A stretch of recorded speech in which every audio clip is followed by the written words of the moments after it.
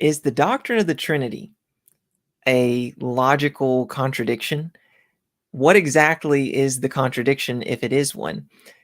And if not, then how should we think about the Trinity? These are the questions that I'm going to be asking my guest, Dr. Eric Yang. And before we get started, Dr. Yang, will you just maybe mention where you teach at and what got you interested in philosophical theology? Yeah, thanks. Thanks for having me on, Jordan. I teach at Santa Clara University here in California, where the weather is warm, unlike other places in the United States currently. And I got interested in philosophical theology because as an undergraduate student reading lots of theology, I had lots of questions and I wanted those questions answered. And I found that those who had some philosophical background attempted to answer those questions in a way that I found somewhat satisfactory. Not that I found the answers always satisfactory, but I appreciated the approach, and that's what got me into thinking about a lot of these topics. I'm so glad that you got interested in them because you produced, along with Stephen Davis, this book, An Introduction to Christian Philosophical Theology. I can't recommend it highly enough. I think that this was super helpful as I read through it. And we're actually doing a series of interviews going chapter by chapter through it with a scholar who specializes in that topic. So I may have other guests on to present their particular view on the Trinity, but I think it would be great to have you kind of lay out what the logical problem is supposed to be and then some possible solutions. And so that's what we're going to do tonight. All right, well, let's jump right in. So first question I have for you is, do you think that the doctrine of the Trinity is largely ignored in the church today? And if so, why? So I think that answer requires an answer from a sociologist, which I am not. So I don't think I can state anything authoritatively. That said, I think I can answer at least from my own experience, having attended a lot of different churches and church events and reading a lot of materials for church congregation members. And at least to me, it seems as though I've noticed a dearth in serious thinking about the Trinity, at least at a non-academic level. When I hear it talked about, sometimes it's stated in a cursory way. And more unfortunately, sometimes I've heard people talk about the doctrine of the Trinity, probably with good intentions, but where they say things that are contradictory or even flat out unintelligible or confusing. To be blunt, I once heard someone talk about the doctrine of the Trinity from the pulpit and say that Christians are required to accept that 3 equals 1. And that makes it look as though Christians are somehow bad at math. And so hopefully, what I've been noticing is that there's been an uptick in interest in thinking hard about the Trinity, especially in the last 20 years from both philosophers and theologians. And this seems to me to be a good trend. And the hope is that the stuff happening at the academic level can be distilled for those who are not academics, because I think thinking about the Trinity is something that the entire church should be doing. That's really interesting. You mentioned in the book that C.S. Lewis includes a chapter on the Trinity and mere Christianity, and I think he even makes it an important part of Christian prayer, if I'm not mistaken. Can you say anything about that? That's right. He actually has several chapters about the Trinity. And what he wants to say is when we are engaged in prayer, there's actually a Trinitarian structure to our prayer as we are praying to the Father, right?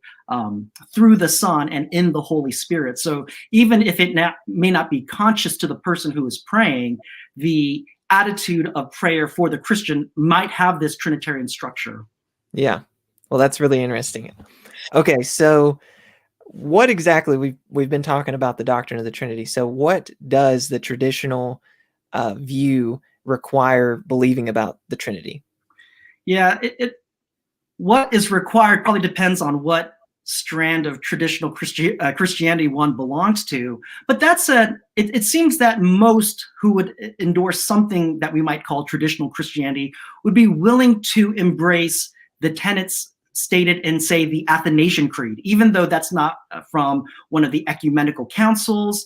Much of what's stated there seems to be accepted by most Christians.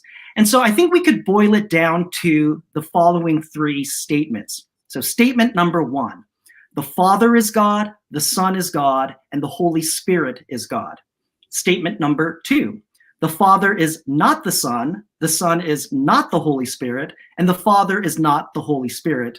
And statement number three, there is one and only one God.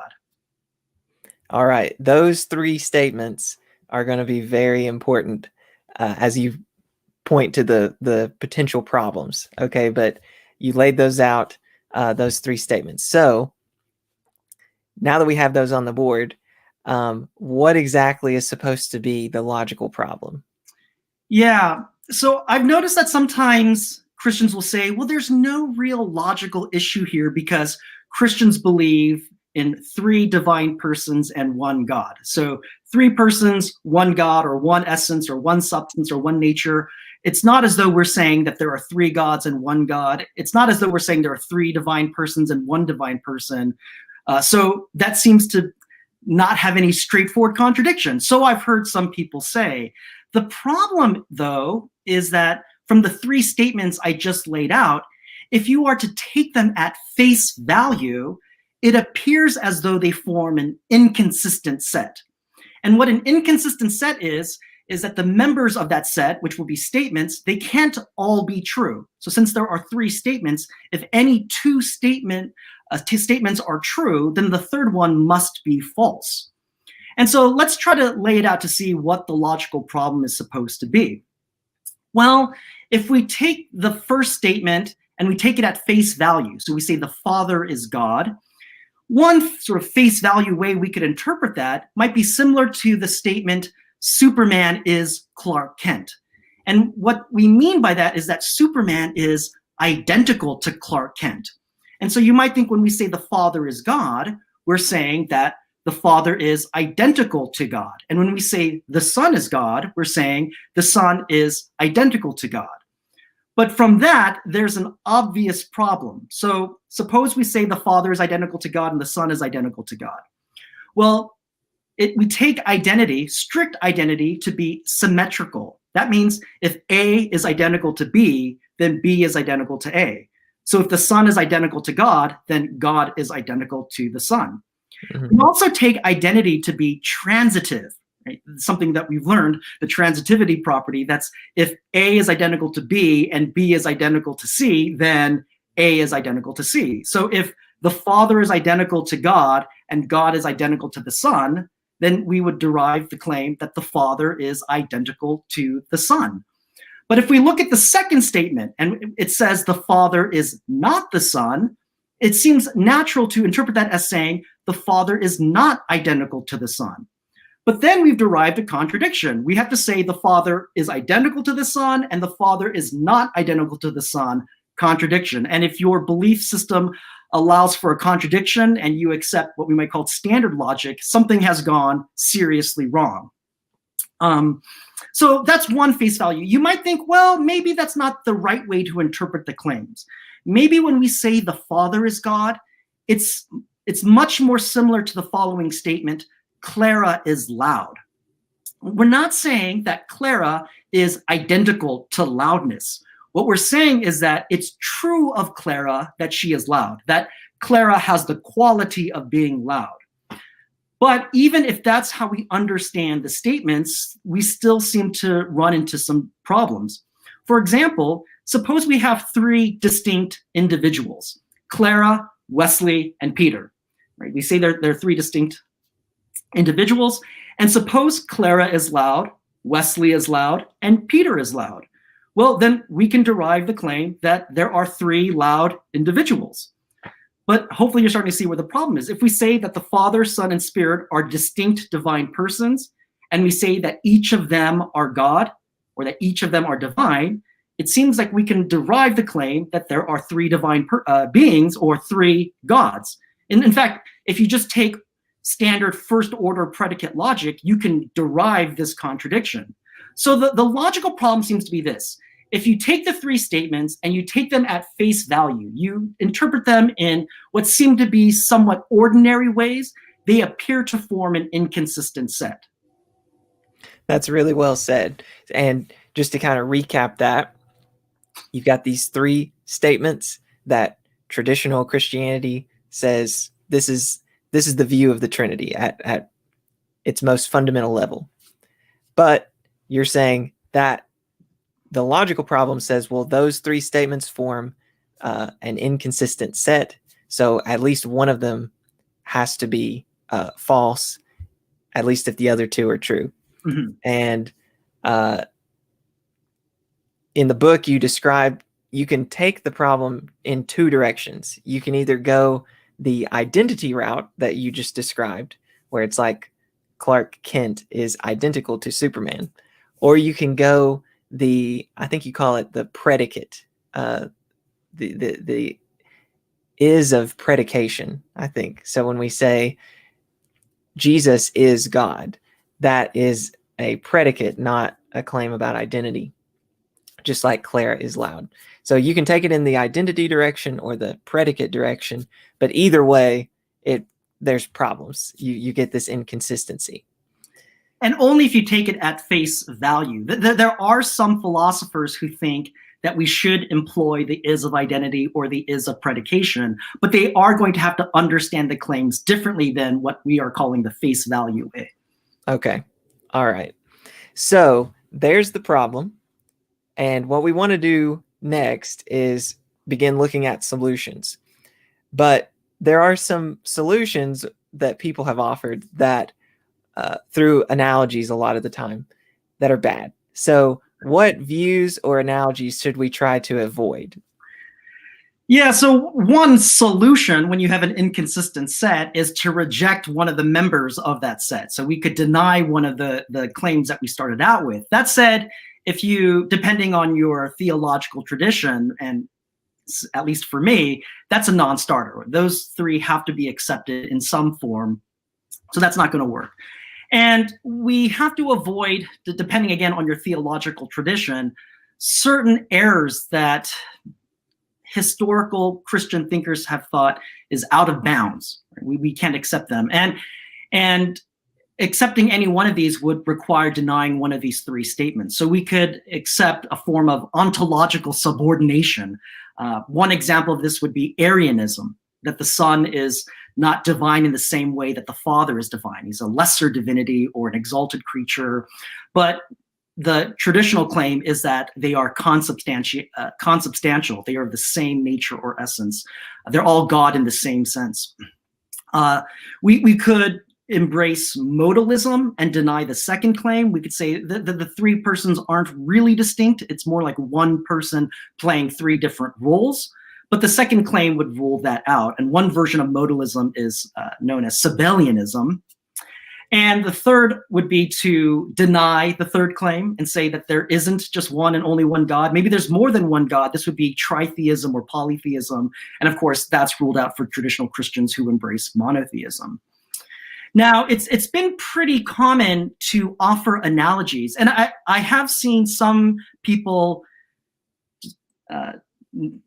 they are not happy with providing any kind of analogy for the Trinity. But if you look in the history, lots of Christian theologians have offered analogies. So I'm not opposed to giving analogies as such.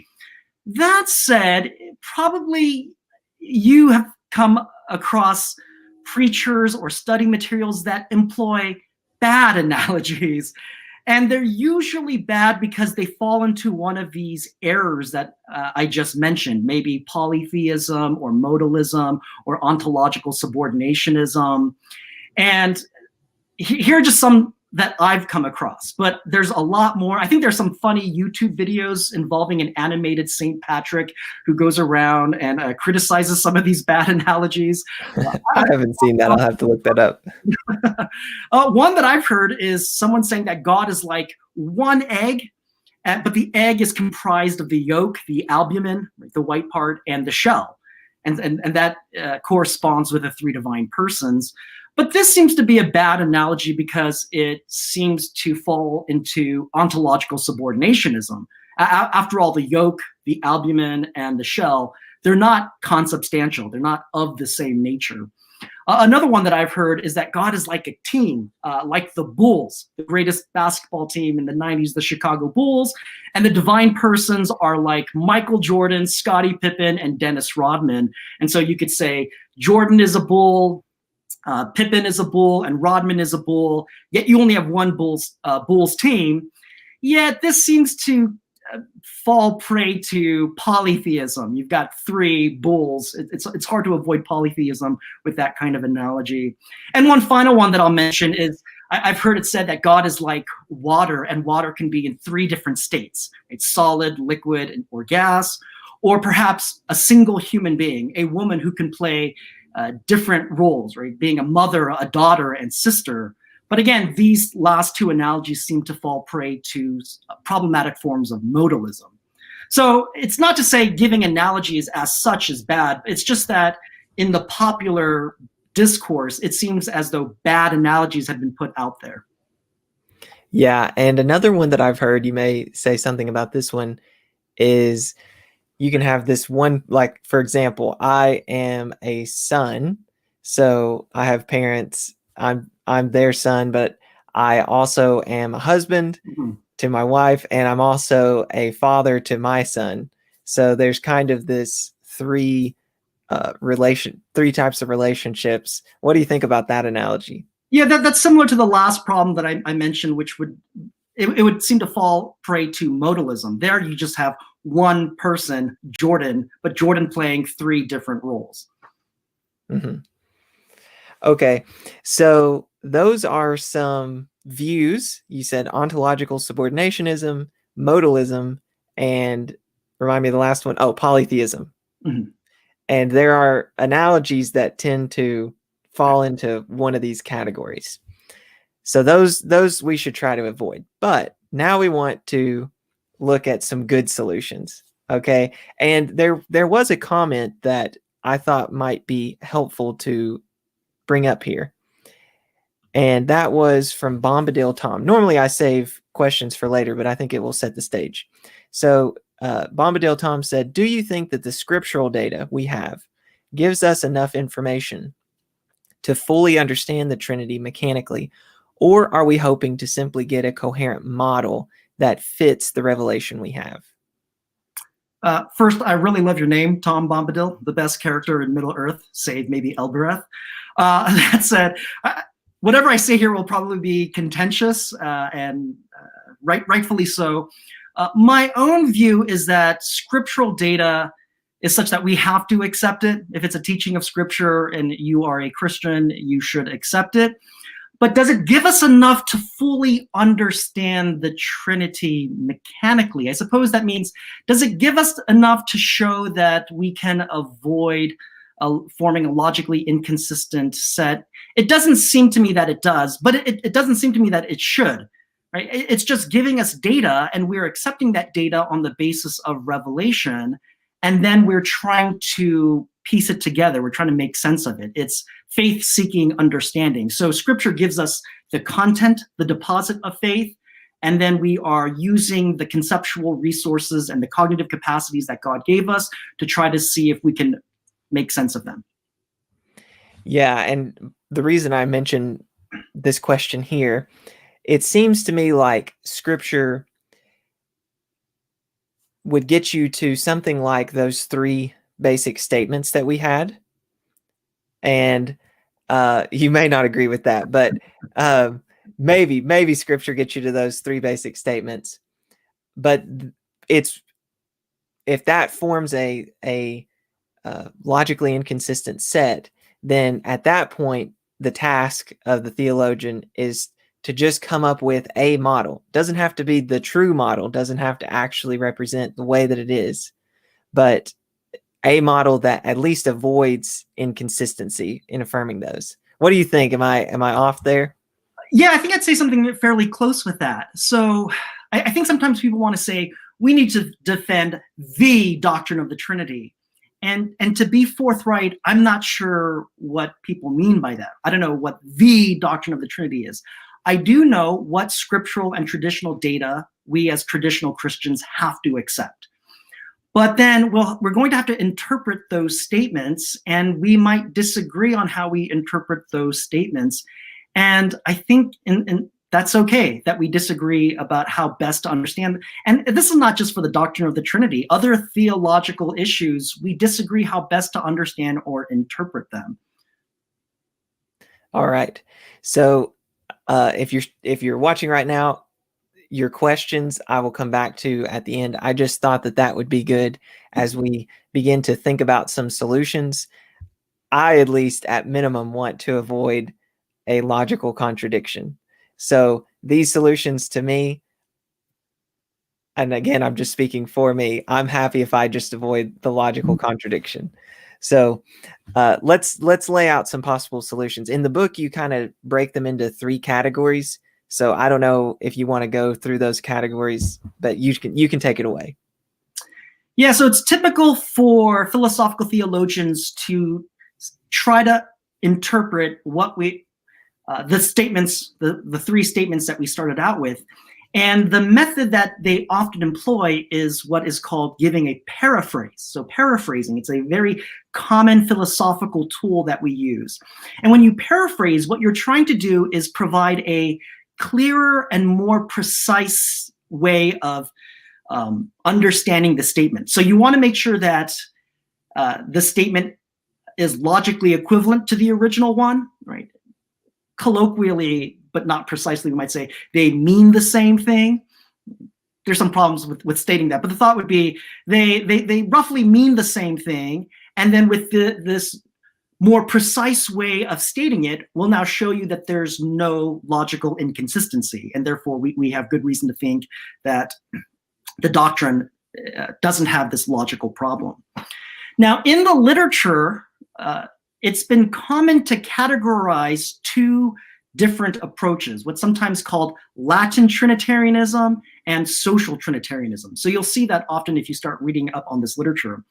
And roughly speaking, the so-called Latin approach is described as starting with the oneness of God and then trying to make sense of threeness. So starting with 1, how do you get 3 distinct individuals?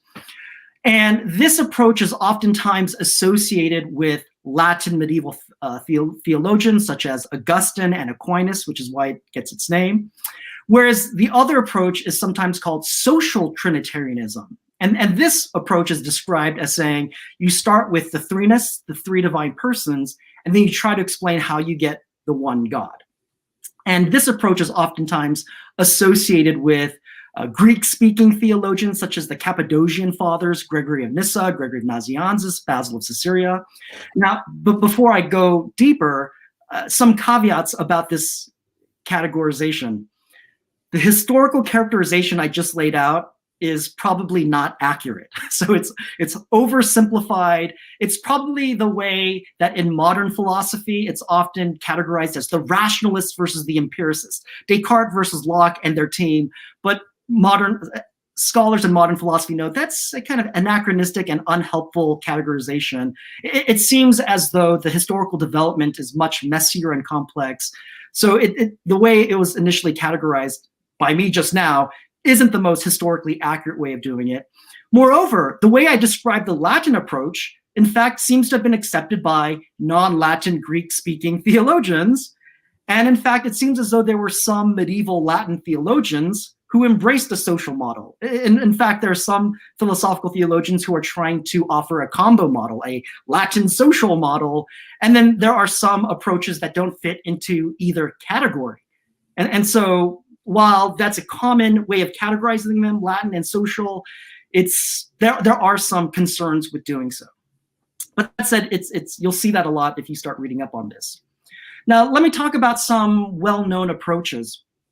For Latin Trinitarianism, because it stems, say, from Augustine and Aquinas, you see a lot of psychological analogies, talk about Aristotelian categories such as relations and talk of subsistent relations, but a lot of this is quite complex. Probably the most well-known contemporary approach comes from philosopher Brian Leftow. And he gives a time travel story to try to present his account. And it goes something like this. Suppose you have this woman, Jane, and she's a rockette, a dancer. And suppose she decides to perform, but she's the only one there. So she goes out there, performs the dance number, and then she comes back to the dressing room. And thankfully, there's a time machine in there. I don't know, Bill and Ted must have left it there for her. And she gets in and goes back in time right before the performance. She sees herself standing there. And so she goes right next to herself and performs the number. After that, she decides to go back in one more time, goes back in time right before the performance, sees the two, goes, stands next to them, performs the number. Okay. Now, from the audience perspective, what will they see? Well, they're going to see three dancers, three rockettes. We could label them left rockette, middle rockette, and right rockette. And these three rockettes can talk to each other. They can support each other when they're doing their dance number. And so it seems as though they are three distinct individuals in some sense. And yet there's only one self, the one Jane. It's one Jane sort of living her life in three different temporal streams, you might say. And so the thought would be, perhaps this is the way that God lives out God's life in three different streams. Now, when we say streams, we have to speak quite loosely, and the details of Leftow's account are much more nuanced. But the thought would be, this seems to be a model that captures how there can be one divine substance, Jane herself living out her life in three different streams. And so perhaps God, the one substance, can live out God's life in three different streams. Now, of course, there are some concerns with this model, whether we should think about divine persons like streams. Perhaps this account goes too closely to modalism. So these worries have been discussed. But the other approach has probably been given the most discussion, which is social Trinitarianism. There's many different versions of social Trinitarianism, right? And remember, this is the approach that says, start with three divine persons. Sometimes in the literature it said three centers of consciousness, and then try to make sense of how they count as one God. And a standard way of doing this for social Trinitarians is to say, what is some special, unique relationship that holds among the divine persons that make them count as one God? And some people have proposed, well, perhaps it's that the divine persons have the essential attributes of being God. They and only they are omnipotent and omniscient and morally perfect and so on. Others have said, well, perhaps it's that they are in perfect harmony, especially with respect to their wills. They never disagree. Some have gone even stronger and say they can't disagree. It's impossible for them to ever disagree. Others might focus on the dependence relations that might hold between the divine persons. Only they depend on each other. Everything else in creation depends on the one God, the triune God, Father, Son, and Spirit, but they mutually depend on each other. Perhaps that dependence is because of what is sometimes called the origination relations, so the begetting, the preceding, and so forth. Other fairly well-known social models, one comes from William Lane Craig, who says, well, God is like a soul, and perhaps a soul can have three distinct centers of consciousness. And Craig uses the example of Cerberus, or Fluffy in Harry Potter, where you have a three-headed dog. And the thought would be, here's an example of something that has three centers of consciousness. Each head would be a center of consciousness, but there's only one tri-headed beast. Doesn't this serve as a good illustration of there being one soul or substance with three distinct centers of consciousness? Now, sometimes Craig talks about it in terms of parthood, so that the divine persons are parts of the one God, but Craig actually backs away from that kind of talk. But there have been other philosophical theologians who take that parthood language quite seriously. One last social model I'll talk about, because it's the one that my co-author favors, is employing the relation of perichoresis. Perichoresis. That's a Greek term that stands for something like mutual indwelling or interpenetration. And the thought is that the divine persons are perichoretically related to each other. That is, they contain each other, they're fully in one another. And usually, talk of perichoresis is taken metaphorically, right? That they're in each other. That seems to be a spatial notion or something like that. And so it seems to be metaphorical. And Steve Davis also grants that it's metaphorical. And he mostly wants to use the idea of perichoresis to say it's this special relation that somehow makes God one and somehow makes God three. Now, Steve is willing to admit it doesn't explain how it does so. So he leaves some measure of mystery of how perichoresis is actually supposed to work. He was my colleague for several years, and we're good friends, and we debate these things a lot. I have pressed him on it because I'm not a fan of this approach. I think that the notion of perichoresis, at least the way that he's laying it out, is just not intelligible enough. But that said, others have tried to do more with perichoresis. So there's recent work on perichoresis. One very fascinating way of thinking about it is thinking about it mereologically, again, in terms of parts or parts and wholes, and that perhaps the divine persons are parts of each other, that the Father is a part of the Son and the Son is a part of the Father. And I think these are interesting developments that are worth exploring. One last thing, you mentioned that in the book I mentioned 3 broad approaches. And roughly speaking, one approach that seems to be different from the other 2, perhaps, is by not focusing on strict identity. So far, you could say we've been focusing on strict or absolute identity, this relation that's reflexive, symmetrical, and transitive.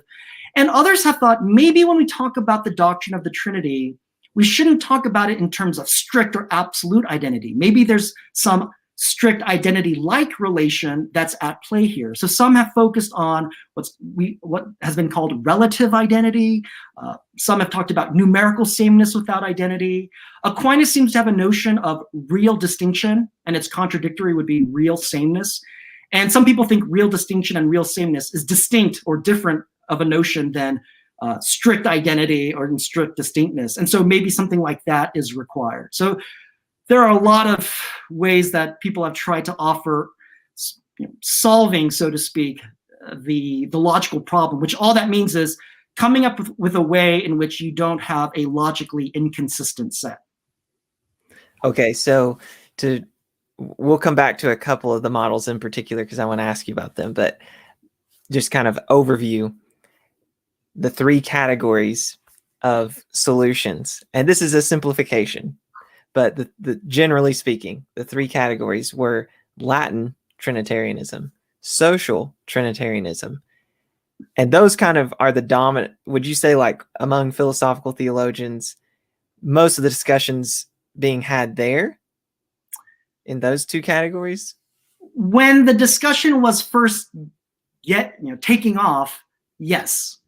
Where is it going now? It's kind of going all over the place. Again, I mentioned one person offering a Latin social model, Sure. Others who are trying to not fall under the categories at all. So, yes, I think though when in the early and mid 20th century, there just wasn't a lot of philosophical discussion about the Trinity. When it started to take off, the influential sources, the books and the papers, mostly talked about it in terms of Latin or social Trinitarianism.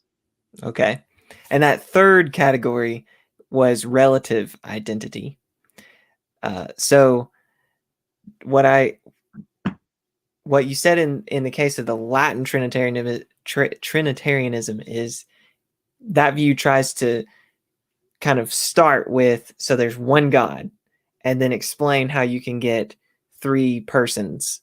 But social Trinitarianism does it kind of the opposite way. Start with the 3 persons and explain how you can get one God. So I really like Brian Leftow's thought experiment there. It's really interesting. Mm-hmm. I don't know what to do with it, but Sure. I find it really interesting. I suppose someone may push back and be like, well, but is time travel just as problematic as the Trinity itself? My thought is it doesn't seem quite as problematic because it at least, and this would get you into like some deep metaphysics, I'm sure, but is time travel logically possible? And if so, then if this time travel case is analogous to the Trinity, then it seems like we've avoided a logically inconsistent set. Does that make sense? Yeah, that's right. I think that's a fair way of putting it. Now, it's a huge philosophical issue how to understand time travel and whether it is, in fact, possible. But as you say, granting if it is possible, and Leftow spent some time in his original paper discussing this model called a Latin Trinity, where he tries to defend time travel, at least the possibility of time travel, at least in a preliminary way, not in a full-scale way. That said, there have been some who are proponents of Latin Trinitarianism who try to capture the same features of Leftow's model, but without employing time travel. Right? What it seems as though you need is multi-location. So it seems as though Jane is multi-located in the spatial regions where left rocket, middle rocket, and right rocket are.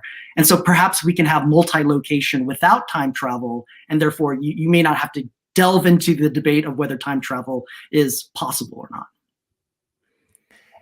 So I'll kind of set that aside just for the moment. So you have this Latin Trinitarian type model.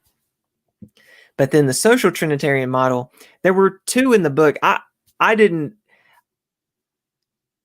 feel very persuaded at all when somebody says, well, the three persons, they agree on everything. They have the same will. They can't disagree. And I think you mentioned in the book, you could potentially say all the same types of things about the pantheon of Greek gods, maybe Zeus and the other gods. They always agree and they always will the same things. And it still seems like you've got polytheism then. So that just doesn't seem to do much. But the Cerberus case that William Lane Craig offers, the three-headed dog, am I saying that name correctly? Yeah, Cerberus. Mm-hmm. Cerberus. Okay, I always mess it up. Okay, Cerberus. You can say Fluffy. Everyone will know the Harry Potter example, or at least they should. Yeah. So Cerberus, one, maybe I'm not getting the analogy, but it seems like without resorting to a fictional creature, we have twins today that I was just fairly recently saw their heads are merged. Mm-hmm. I don't know if you've seen this. So they share the same brain, but they're like two different individuals. But honestly, when I look at them, I think there are two separate centers of consciousness there.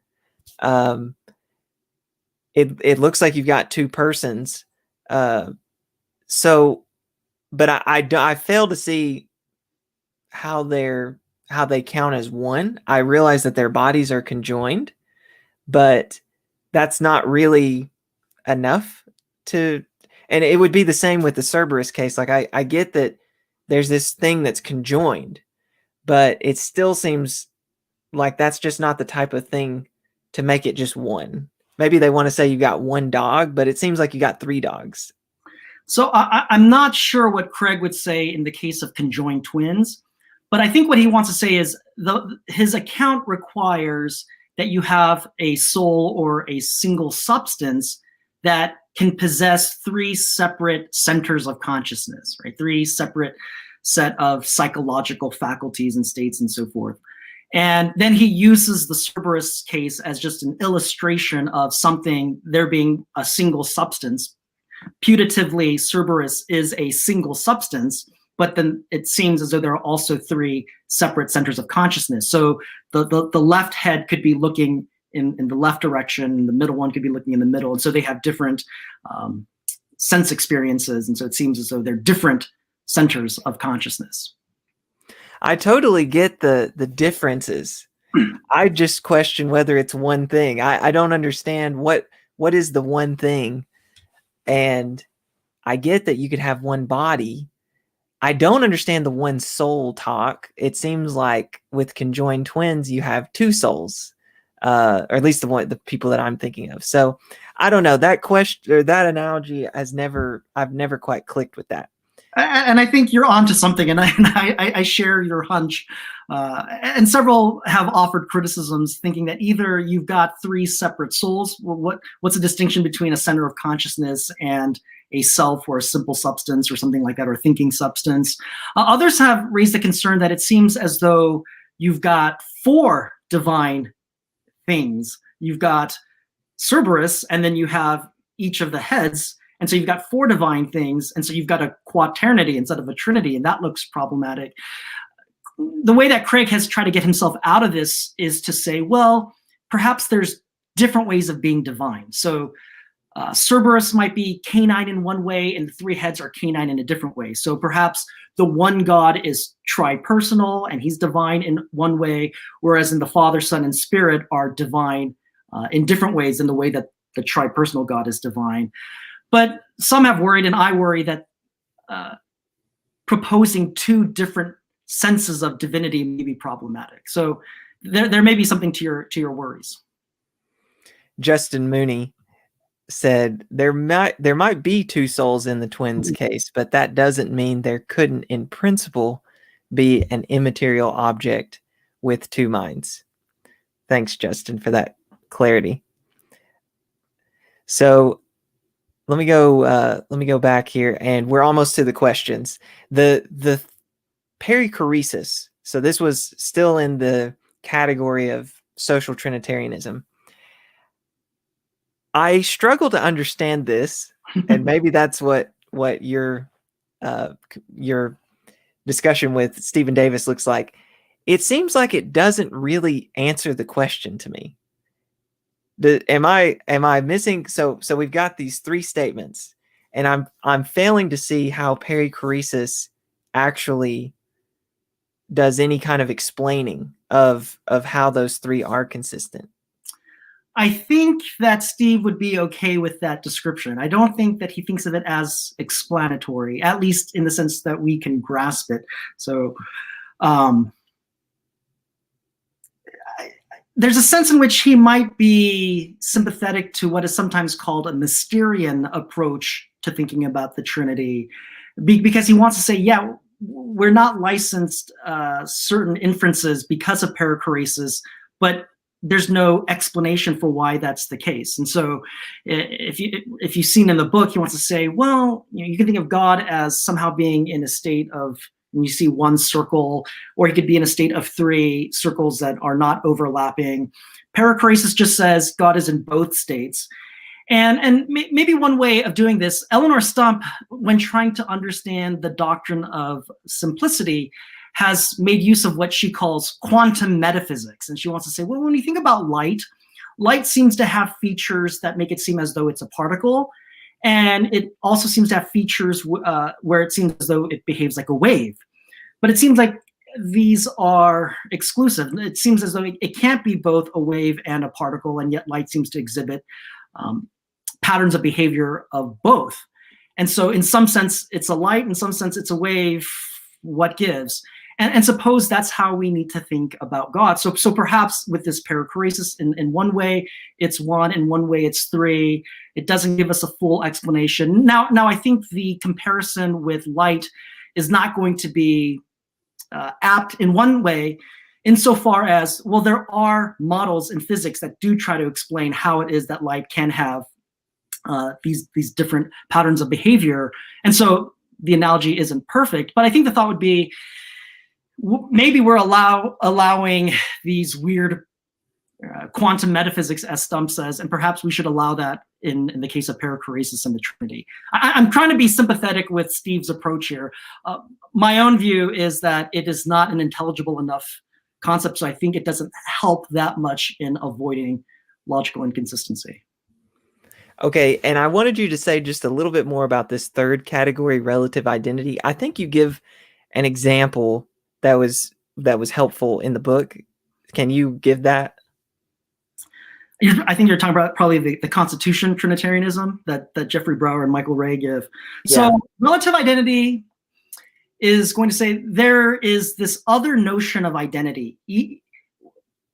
other than what we might call strict or absolute identity. So we might say strict identity, we say Clark Kent is identical to Superman, full stop. But some think that maybe that can be reduced to identity that's relative to a certain kind. Or others might say, even if you allow for strict or absolute identity, we might need to also include relative identity notions. And so this will say, you don't just say X is identical to Y. You'll have to say X is the same F as Y, right? You have to cite some kind or some sort by which you can say X and Y are the same. And so it seems as though you could say, that the Father is the same God as the Son, while simultaneously saying the Father is not the same divine person as the Son. And so if you allow for these relative identity notions, you get out of this. And I think the example that you have in mind, one way of fleshing out relative identity is by putting it in sort of hylomorphic terms. And Jeffrey Brower and Michael Ray have this approach that's sometimes called Constitution Trinitarianism. And it says, think about a statue that's made from a lump of clay. So you take a lump of clay and you mold it and you form a statue of Jordan because we want to honor you and what you're doing here with the Analytic Christian. And so we'd say, well, we've got the statue, we've got the lump of clay. Ordinarily, we might think there's only one entity here, right? We're pointing at one thing here. And yet there's another intuition that says perhaps there's more than one thing. After all, that lump of clay existed before it was formed into the statue of Jordan. And so when they came into existence was at different times. It also seems as though they have different persistence conditions. We could squash the statue because we get mad at you, and so we squash it, and it seems as though the statue has been destroyed, but the lump of clay has survived. So it looks like what you have are two distinct entities that are co-located. They're in the same spatial region at the same time. Now, it seems though that the lump of clay and the statue, they have the same matter. They're made up of the same matter. That's why when you put it on a scale, suppose it reads 150. And so you'd say, well, the statue weighs 150. The lump of clay weighs 150. When you put it on the scale, why didn't it say 300? Well, they share all the same matter. And that matter is what weighs, we might say, 150. So the thought would be, while they're distinct, the statue and the lump of clay, they share the same matter. The way that they're distinguished is by their form. So the hylomorphic approach talks about form and matter. It analyzes objects as a form-matter compound, you might say. So while both objects have the same matter, they have different forms, the statue form and the lump of clay form. And so the statue form makes it such that the statue cannot survive being squashed, whereas in the lump of clay form makes it such the case that the lump of clay can survive being squashed. So you analyze each object as distinct hylomorphic compounds, right? They have different forms, they have the same matter, so they're two distinct hylomorphic compounds. And this model says, but you still have numerically the same object, because we should perhaps count things in terms of their matter. So when you go to the museum and you point at that object and your parent says, how many objects are you pointing at? It seems reasonable to say there's only one object there. Even though we might say the statue and the lump of clay are distinct, they're not identical, there's only one thing there because there's only one matter. So says this approach. Now, how do we take this back to God? Well, we might think of the matter as akin to the divine essence or the divine nature. And you might think that the Father, the Son, and the Holy Spirit have different forms, right? The Father has the paternal or the paternality form. The Son has the filiation form or something like that. But they all have or share the same divine essence. So when if you count them in terms of their matter, now, of course, the divine nature is not a material thing, but it's analogous to matter or plays the role of matter, then you'd say there's only one God because they all share the same divine essence or nature, but they are distinct hylomorphic compounds because they have different forms. That was really helpful. I'm glad you explained that. I found that section really interesting in the book. So if I've considered trying to reach out to Michael Ray. Maybe I'll do an interview with him on that view. So let's turn to the viewers' questions, and after the questions, I'll have you kind of wrap up the whole discussion, okay? So if you're watching right now and you have a question, type the word question at the beginning. Otherwise, I probably won't see it. So type the word question. Go ahead and do that now. And while you're doing that, I will mention that, I'm not sure why that went away. I guess I'll turn that off. So I was going to show you, you can support this ministry by going to www.patreon.com/theanalyticchristian, and you can sign up for level 1, which is just $5 a month, and get early access to videos. If you value the work that I'm doing, please consider supporting it.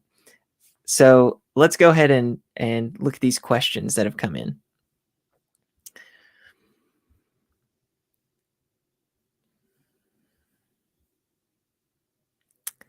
Okay.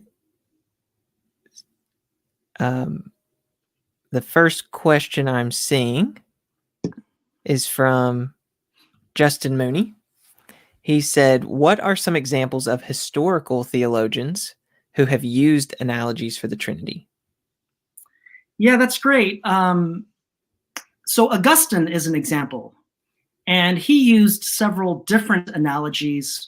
They were mostly psychological in nature. So the thought would be, perhaps God is akin to the mind, and there you have memory, understanding, and the will. Perhaps God is like love, where you have the lover, the beloved, and the relation of love. So these are some historical examples. In the medieval tradition, I'm not an expert in this area, but some have tried to talk about it in terms of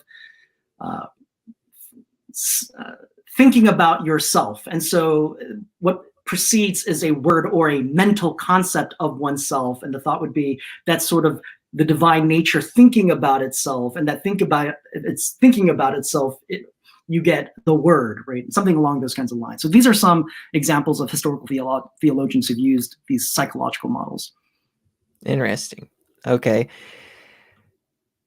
Jamie Massengale asked, can you define a spiritual substance? Is that like ectoplasm?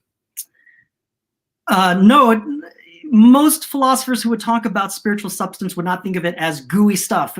I grew up in the 80s with Ghostbusters. And so if you think of that green ghost, now it's escaping my mind, but it's sort of ectoplasmic. And if that ghost were to go through you, you get gooed or something like that. That's typically not what they think. So a substance, now that's going to be contentious what philosophers mean by substance, since they mean different things.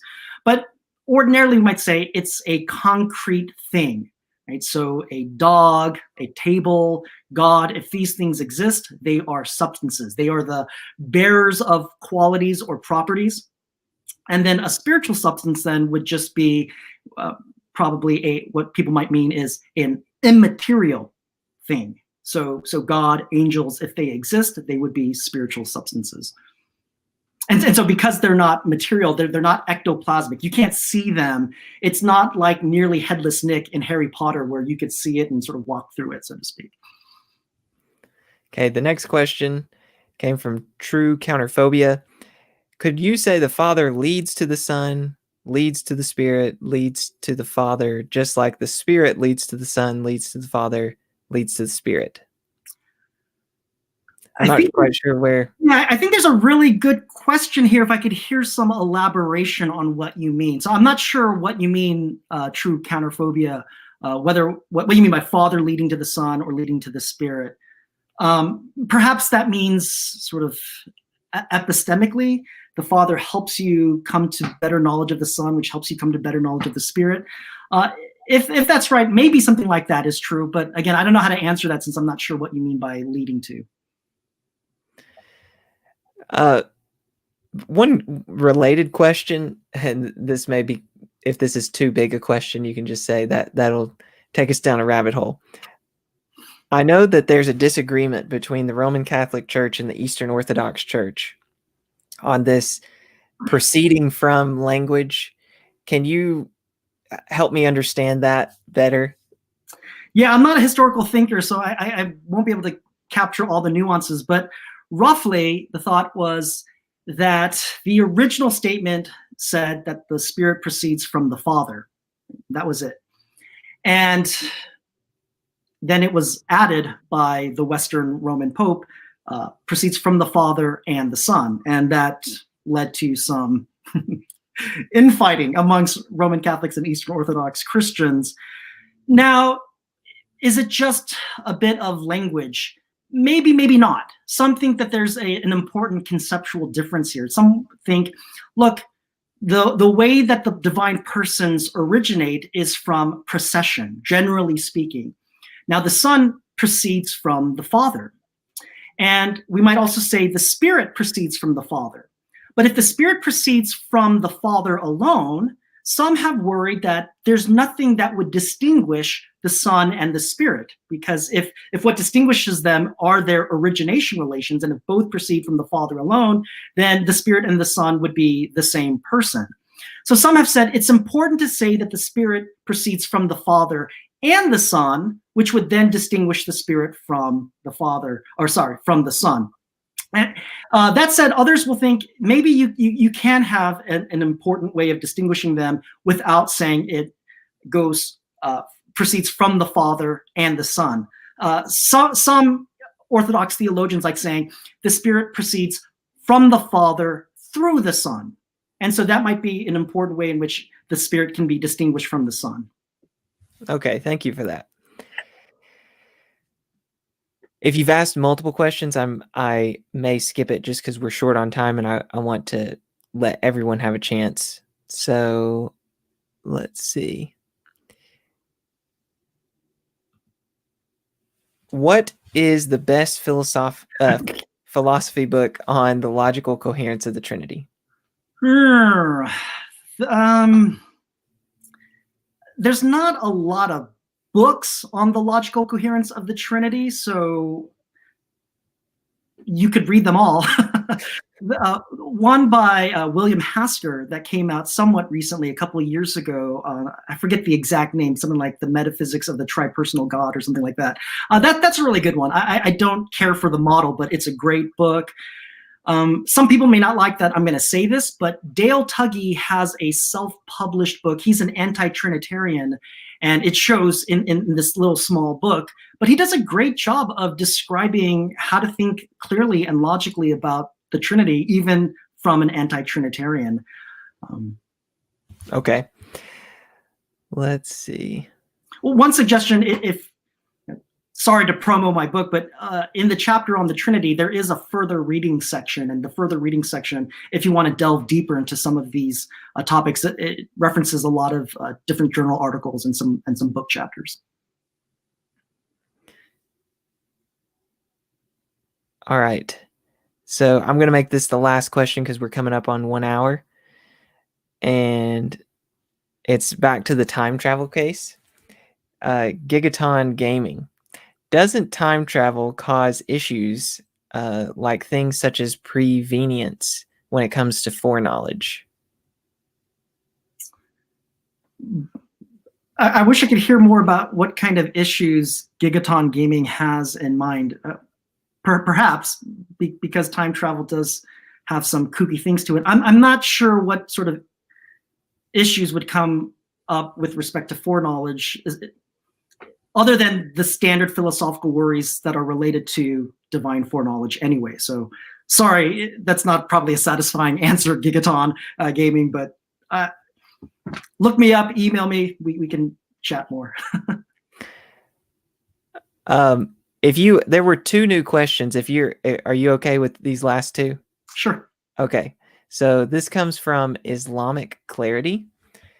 Are you familiar with Fred Sanders' work on the Trinity, and what do you think about his views? Yeah, so Fred Sanders was actually a former professor of mine, and I think his work is quite good, especially from a theologian who's well-versed in systematic theology and historical theology.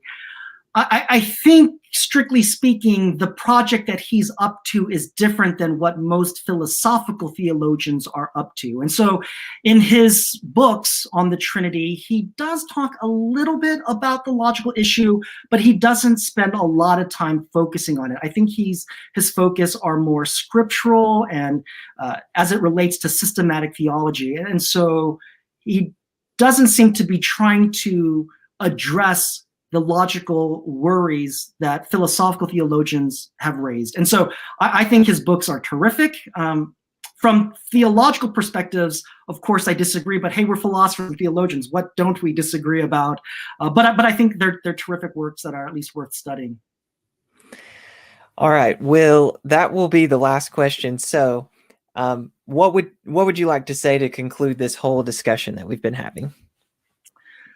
I suppose what I want to say is that, at least for me, I don't think we should be troubled that Christians disagree on the best way of interpreting or understanding the traditional Trinitarian claims. After all, there's widespread disagreement on many other theological topics, on the incarnation, the atonement, justification. Watch some of other Jordan's videos, and you'll see that there's widespread disagreement about these other theological topics. And I like the way that you put it, Jordan, about examining your own beliefs. So as I said before, I don't know what it means to be defending the doctrine of the Trinity, but I can examine my own beliefs, and I want to be sure that my own beliefs do not form an inconsistent set. So when we read Plato's so-called early dialogue, Socrates is concerned that we examine what it is that we believe, and we want to make sure that our own beliefs about the Trinity do not make any logical errors. And it's likely that what account you think is going to be the most plausible depends upon your metaphysical or logical frameworks, or what sort of ontological or ideological tools you're willing to embrace. So I actually don't think studying metaphysics and philosophy is irrelevant to thinking about the doctrine of the Trinity. If we look at historical theologians, they used the philosophical tools of their day to try and best understand the doctrine of the Trinity in order to ensure that what they believe is not inconsistent. And I think that's what we need to do. One final thing I'd say is, and then just be open-minded. The doctrine of the Trinity, I think, is important in the life of a Christian. But that said, I think we should be welcoming of criticisms, especially of one's own account or interpretation. And I would go so far as to say welcoming even from anti-Trinitarians. Sometimes I think it's easy to be hostile on social media to each other. And personally, I've learned a ton from anti-Trinitarians who have forced me to become more careful in how I understand what I believe. And I'm really appreciative of that. Well, thank you so much for letting me do this interview with you. I've learned a lot. I appreciate it. Thanks so much for having me, Jordan. And for those watching, you may be interested in an interview that I did with Adam Johnson on a Trinitarian metaethical model. So you can check that video out, and also be on the lookout for the next video in this playlist on philosophical theology. So I thank you very much for watching, and I'll see you later.